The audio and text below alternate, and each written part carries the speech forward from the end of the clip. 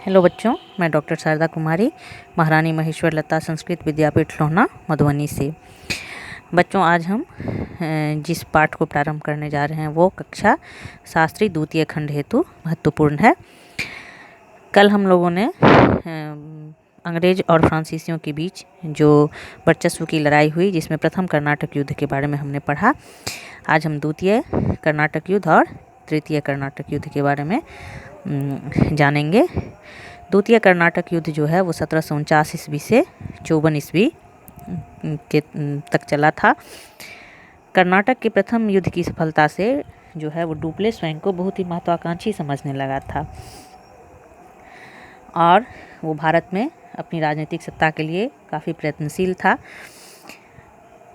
कर्नाटक का जो दूसरा युद्ध हुआ वो भी हैदराबाद तथा कर्नाटक के सिंहासन के विवादास्पद उत्तराधिकारियों के कारण हुआ। फ्रांस तथा ब्रिटिश कंपनियों ने एक दूसरे के विरोधी गुट को समर्थन दिया। एक पक्ष को फ्रांसीसी समर्थन दे रहे थे और दूसरे गुट को जो है अंग्रेज समर्थन दे रहे थे। डुप्ले जो है मुजफ्फर जंग को दक्कन की सूबेदारी तथा चंदा साहब को कर्नाटक की सूबेदारी के लिए समर्थन दिया, जबकि अंग्रेज जो है वो नासिर जंग और अनवरुद्दीन को क्रमशः दक्षिण एवं कर्नाटक की सूबेदारी के लिए समर्थन देता है। मुजफ्फर जंग जो है वो चंदा साहब तथा फ्रेंच सेनाओं ने 1749 ईस्वी में बेनलोर के समीप अंबूर के स्थान पर अनवरुद्दीन को हराकर मार डाला। 1750 ईस्वी में नासिर जंग भी एक संघर्ष में मारा गया। इस प्रकार मुजफ्फर जंग जो है वो दक्कन के तथा चंदा साहब कर्नाटक के सूबेदार बन गए। अर्थात जो फ्रांसीसी का पक्ष था उसकी जीत हुई और वो दोनों एक कर्नाटक में और एक हैदराबाद में प्रतिष्ठित हुए और फ्रांसीसियों का वर्चस्व बढ़ा। लेकिन उसी समय हम देखते हैं कि रॉबर्ट क्लाइव जो अंग्रेज़ों की तरफ से नेतृत्व कर रहा था, उसने अपनी काफ़ी बुद्धिमानी और कुशलता का परिचय देते हुए उसने 1751 ईस्वी में क्लाइव के नेतृत्व में जो है वो अर्काट का घेरा डाला गया और क्लाइव जो है अर्काट को जीतने में सफल हो गया। ये क्लाइव की जो है वो बहुत ही कूटनीतिक विजय मानी जाती है और इस अर्काट को जीत लेने के बाद जो फ्रांसीसी जीत हासिल हुई थी, जो फ्रांसीसियों को सफलता मिली थी, वो सारी की सारी जो है वो धरी की धरी रह गई और डुप्ले को व्यक्तिगत रूप से भी इसमें अपूरणीय क्षति हुई। फ्रांस की तो क्षति हुई ही। डुप्ले की इस असफलता के बाद जो है वो उसको फ्रांस वापस बुला लिया गया और भारत में फ्रांसीसी प्रदेश का जो है अगला गवर्नर गोहेडू को बना करके भेजा गया। वो 1754 ईस्वी में भारत पहुंचा और भारत आकर के उसने इंग्लैंड की कंपनी के साथ संधि का प्रयास किया, जिसके फलस्वरूप 1755 ईस्वी में पौंडीचेरी की संधि हुई। इस संधि के द्वारा दोनों पक्ष युद्ध विराम पर सहमत हो गए और अंग्रेज़ों की स्थिति कुल मिलाकर के इस युद्ध के अंत में हम देखते हैं कि उसकी स्थिति जो है वो काफ़ी मजबूत ही हुई। प्रारंभ में तो लग रहा था कि फ्रांसीसियों की स्थिति मजबूत है, लेकिन रॉबर्ट क्लाइव की युद्ध नीति और उसकी बुद्धिमत्ता, उसकी कूटनीतिक समझ जो है वो अंग्रेज़ों के लिए काम कर गई।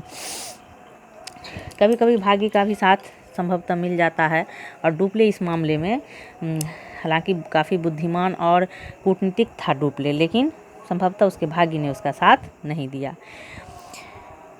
तो पहली संधि जो है प्रथम कर्नाटक युद्ध की संधि एलासेपल की संधि से समाप्त हुई थी। दूसरा जो है 1755 ईस्वी में पौंडीचेरी की संधि से समाप्त हुई। दूसरा कर्नाटक युद्ध समाप्त हुआ।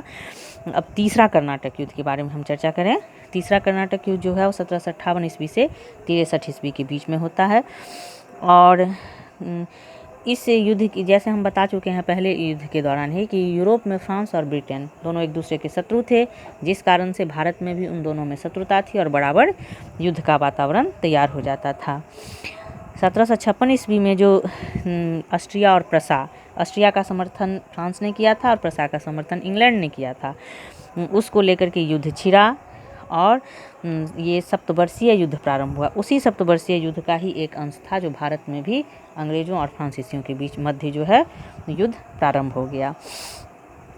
सप्तवर्षीय युद्ध में फ्रांस ने ऑस्ट्रिया को तथा इंग्लैंड ने प्रसा को समर्थन देना शुरू किया, जिसके फलस्वरूप ये युद्ध प्रारंभ हुआ। 1757 ईस्वी में फ्रांसीसी सरकार ने काउंट लाली को इस संघर्ष से निपटने के लिए भारत भेजा था। दूसरी ओर हम देखते हैं कि अंग्रेज़ों का कब्जा जो है वो बंगाल पर हो गया था, जिसके कारण आर्थिक रूप से काफ़ी मजबूत हो गए थे और इसी आर्थिक मजबूती के कारण अंग्रेज़ जो है वो दक्षिण को जीतने में भी सफल रहे थे।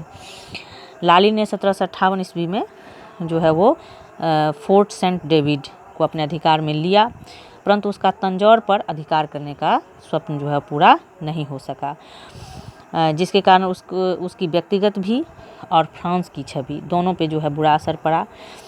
लाली जो है वो बूसी को हैदराबाद से बुलवाया ताकि अपनी स्थिति को मजबूत कर सके।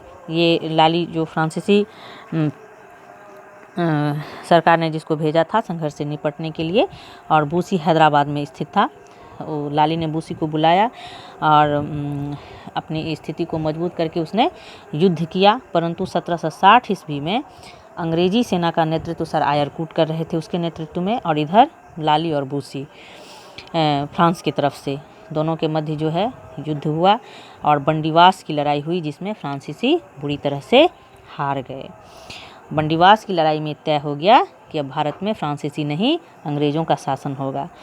बूसी को अंग्रेजी सेना ने कैद कर लिया।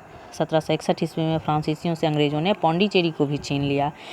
उसके पश्चात जिंजी, माही और जो भी फ्रांसीसियों के क्षेत्र थे धीरे धीरे अंग्रेज़ों ने उस पर अपना कब्जा कर लिया। बंडीवास का युद्ध जो है वो फ्रांसीसियों के लिए निर्णायक युद्ध था। फ्रांसीसियों के समझ में ये बात पूर्ण रूप से आ चुकी थी कि कम से कम अब वो भारत में जो है ब्रिटिश कंपनी के रहते हुए सफल नहीं हो सकते हैं, चाहे उत्तर पूर्व भारत हो या फिर दक्षिण भारत।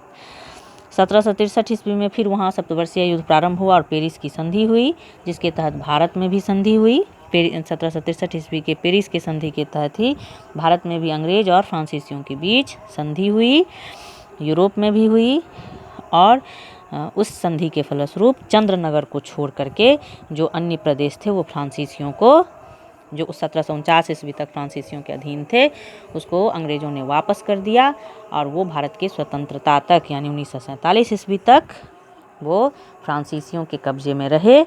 बाद में फिर वो भारत का अभिन्न हिस्सा बना। तो इस तरह से हम देखते हैं कि दोनों की वर्चस्व की लड़ाई में 3 युद्ध हुए, जिसमें अंततः फ्रांसीसियों के भाग्य का सूर्य जो है वो अस्त हुआ और अंग्रेज़ों के भाग्य का सूर्य उदय हो गया, और ये तय हो गया कि अब अंग्रेज़ भारत में एक छत्र रूप से शासन करेंगे, अपना उपनिवेश कायम करेंगे, और यही हुआ। अब आगे के क्लास में हम अंग्रेज़ों के भारत आगमन से लेकर के और फिर किस तरह से उन्होंने भारत में धीरे धीरे अपना पांव पसारा और भारत को पूरी तरह से भारत की राजनीतिक सत्ता को अपने अधिकार में ले करके आर्थिक वर्चस्व स्थापित करके भारत को गुलाम बना करके इसको 200 वर्षों तक उन्होंने किस तरह से शोषण किया, उन सबों का अध्ययन हम अब अगले क्लास में धीरे धीरे क्रमानुसार करते जाएंगे। धन्यवाद।